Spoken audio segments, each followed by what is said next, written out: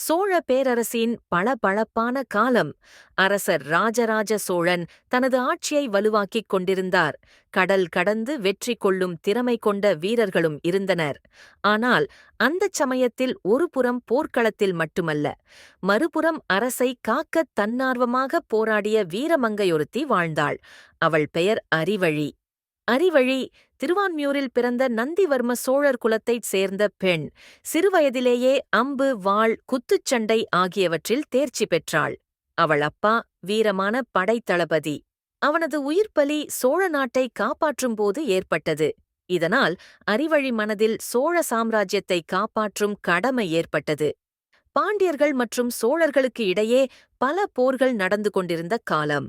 ஒருநாள் சோழ நாட்டின் எல்லையிலிருந்த பழனிமலை கோட்டைக்கு எதிராக பாண்டியர்கள் படையெடுத்தனர்.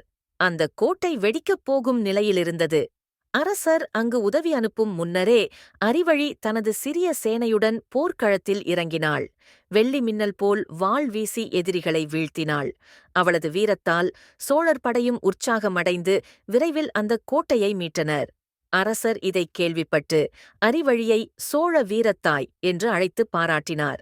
விரைவில் அறிவழி ஒரு முக்கியமான போரில் பாண்டியர்களுக்கு எதிராக வீரமரணம் அடைந்தாள்.